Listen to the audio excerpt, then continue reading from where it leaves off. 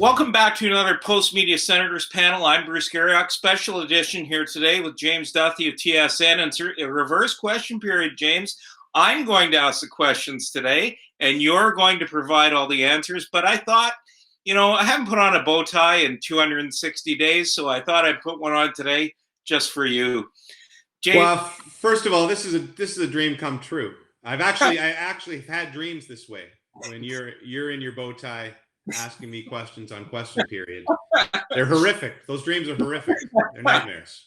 Yeah, nightmares, exactly. But let's start with the Senators and the changes that they've made in the offseason. There has been an awful lot go on in this city, and obviously the most significant is the acquisition of Matt Murray. Yeah, I mean, I think first of all, in the big picture, Bruce, the biggest change in this offseason is that it was positive. The entire thing was positive. There were no embarrassments. There were no star players wanting out and the speculation of a trade. All of it was positive. And I can't remember in the last few years anyway, an offseason like this where everything was in the right direction. I think that's the biggest positive change for the Senators is, when you talk about just establishing culture and positivity in the market, that's the biggest thing. In regards to Matt Murray, I would say that the biggest thing he brings is stability and obviously the fact that he's been a winner. I think you have to temper your expectations as far as him being a savior or a Vezina Trophy candidate in goal. He has the potential to do those things if he can recapture what he was in the early Pittsburgh days. But the numbers would say he's been an average NHL goalie the last couple of years. And so as long as you're not saying, okay, this guy's going to be, lead us to the promised land, I think he should be a stabilizing factor in goal, and he's a really great guy who the guys in front of him will love to play for. So those are all positive things. And one of the things with that, James, is, they had a guy here for 10 years in Craig Anderson. All they need right now is some stability with a young team, right? Oh, 100%. And I think he'll kind of be that. And Anderson, that was funny. I can go back to that trade, and I thought, oh, man, I don't know if that's the right guy. There had been some talk that he was, strange guy. Was he good in the room when Ottawa first got him? And man, he was just, for a lot of years, the last couple of years he's getting old and the team sucked in front of him, but he was a really good goalie for a lot of years in Ottawa. And if they can get 4 really decent years out of Matt Murray, you're right. I think that's huge progress. And just some of the other things like Dadonov, just the consistency is very much like a Mike Hoffman as far as the consistency in goal scoring, where he's got, I think, 2 of 28 and 1 of 25 in the last 3 years. So you're going to get somewhere in there 25 to 30 goals.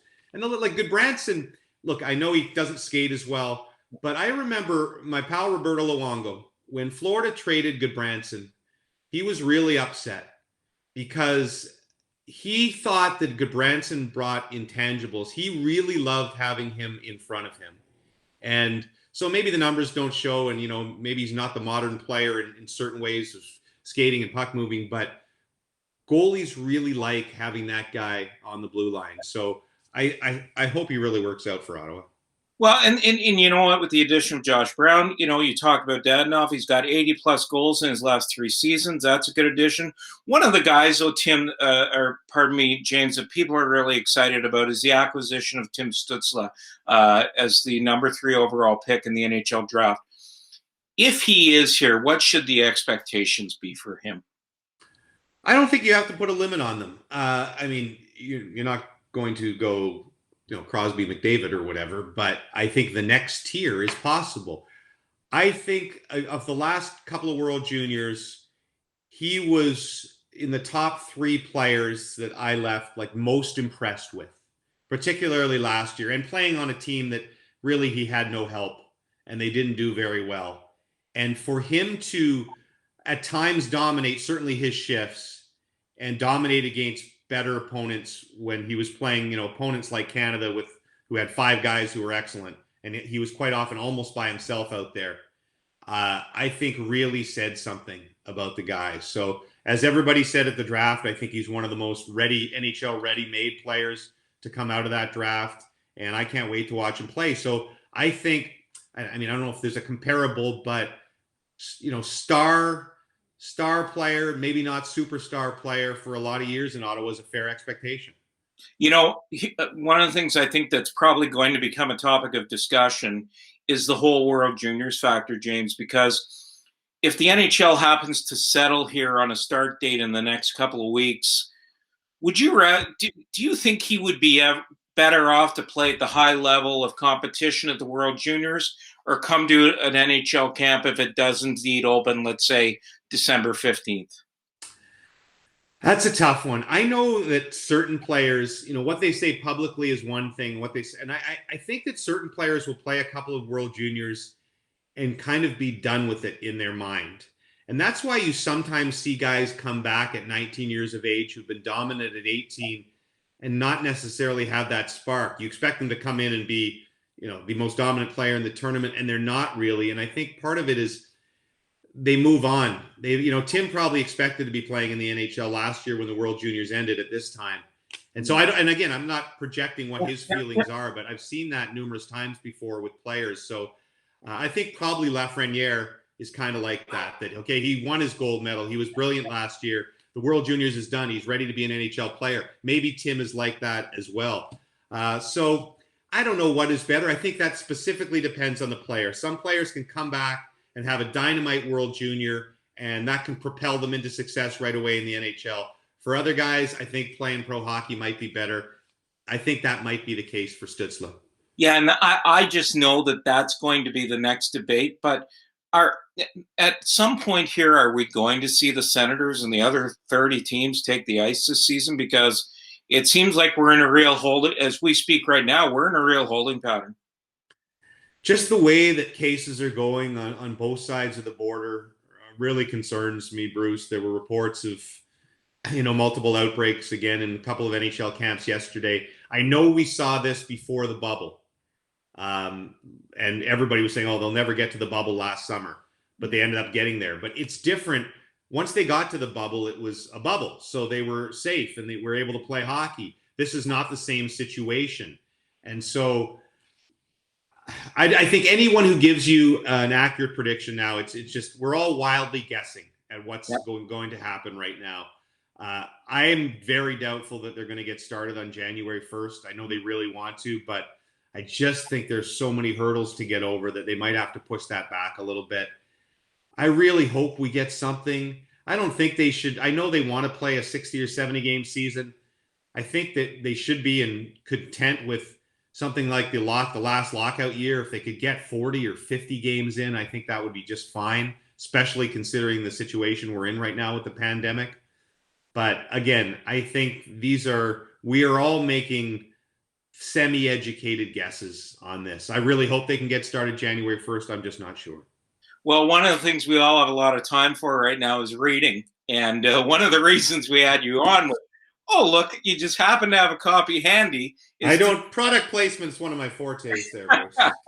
One of the things we wanted to discuss was your book, Beauties, and just tell us what was behind that book. I was able to read Roberto Luongo's foreword yesterday, and I thought I liked how he put it, that it was a crappy start, but it was a great story that he told. And that's what you want to do, right? Was tell people's different stories. Yeah. Sitting on that panel for all those years, Bruce, I got to sit next to so many different players and Hall of Famers and coaches between jobs, and so many of the best stories they tell, and I think you would say the same thing here, are the stories they tell off the record. If you're having a beer with one of the Sens on the road or whatever, or the coaches, the greatest stories are the stories that, maybe they won't tell when you're sitting on the panel with them. And I said to myself, if you could ever collect stories like that in a book, like a lot of hockey biographies obviously have a few good stories in them, but you have to go through I grew up in Nepean and blah, blah, blah, blah, blah. So I just wanted the stories. Basically, if it was Boo and I and a certain player sitting in a bar and we said, what's your favorite hockey story? Those are the ones I wanted to put in the book. And so that's basically was the premise for it. And I was really happy with, the fact that people felt comfortable telling stories. Not that they're all really salacious per se, but they're just good. I think hockey players get a bad rap as far as being boring. And in many cases, they are in those little intermission interviews we do with them where it's get pucks deep and all that stuff.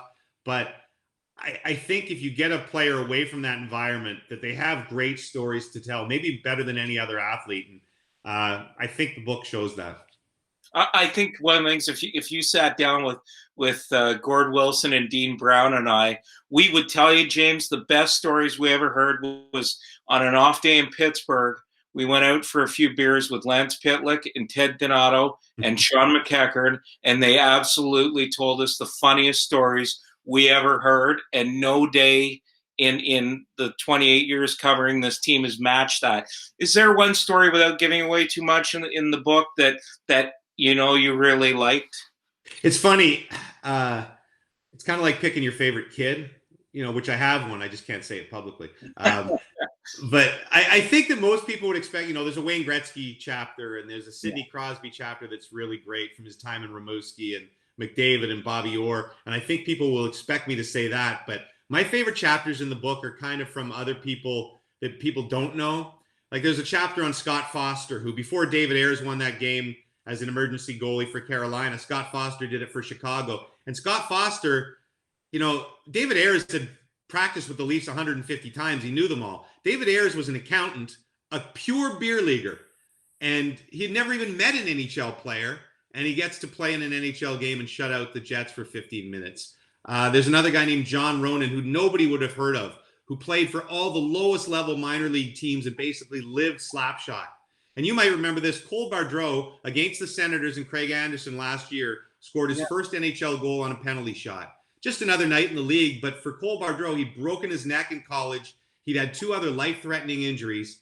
And for him to battle back and then score a goal in that way. So those are the stories that are kind of my favorites from the people that the readers don't necessarily know as well.